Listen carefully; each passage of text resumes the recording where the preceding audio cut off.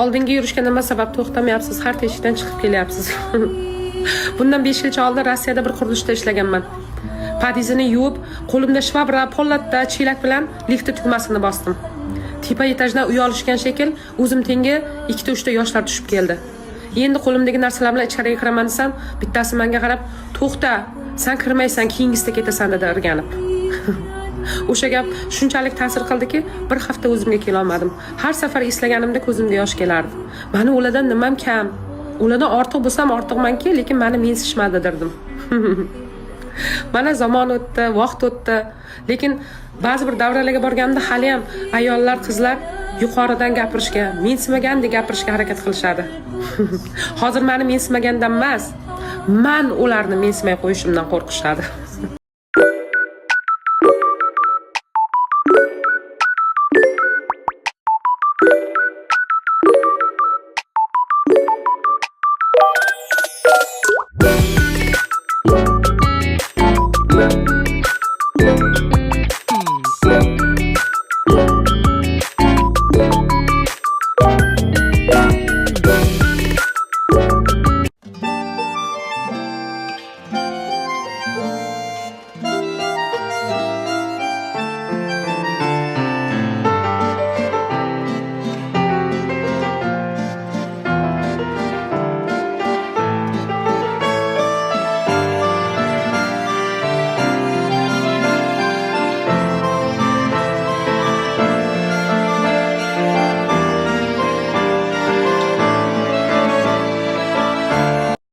Şükür sana Allah'ım,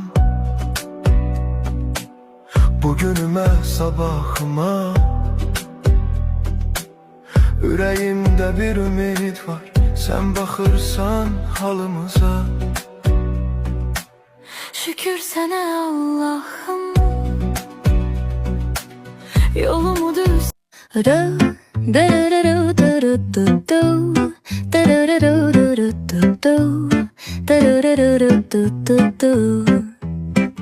The sun is shining bright like a colorful aurora. It paints the world in hues of orange. Sana inanamam, ne yapıyorsun mesela?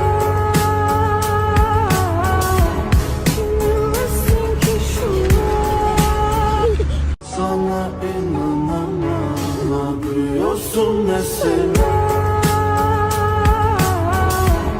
Assalomu alaykum qizlarjonlar, yaxshimisizlar? Sog' salomatmisizlar? Bugungi kunim ham alhamdulillah o'tdi. Qizlarjonlar, men 32 yoshman, 4 farzand onasiman. Juda ham ranglarim so'lg'in bo'lib, bahor oyida bu yil juda ham yuzlarim qurib, tanam qurib, holsizman, juda kuchsizman. Shuning hisobiga Xudo xohlasa 30 kunlik challenge e'lon qilmoqchiman o'zimga. Ertadan vaqtli turaman, Xudo xohlasa soat 5 da uyg'onib, ibodatlarimni qilib olganimdan so'ng kollagenlarimni ichaman va o'zimga o'quvlarimni boshlayman. Xudo xohlasa sizlar bilan birgalikda kuzatib boring, like bosing, podpiska bo'ling, obuna bo'ling, kommentariy yozing, qo'llab-quvvatlashni unutmang. Hammalarga rahmat. Har xil kanalimda bundan keyin har xil vitaminli salatlar, sochimga qiladigan o'qotlarim, yuzimga qiladigan o'qotlarim bilan bo'lishib boraman. Juda ham o'zimga tashab qo'ydim qizlarjonlar. Endi sizlar bilan 30 kunlik challenge e'lon qilaman va sizlarga oxirida rezultatini ko'rsataman. Obuna bo'ling, like bosing. Rahmat hammalarga.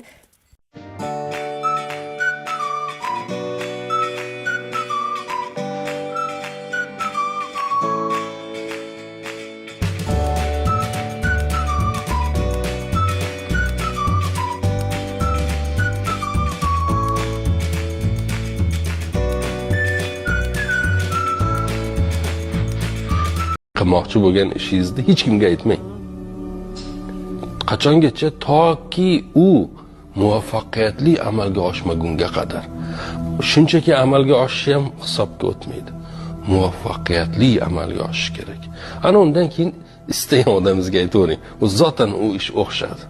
Lekin agar siz uni hali qilmasdan turib aytar ekansiz, u borgan sari nima bo'ladi? O'zining kuchini yo'qotadi.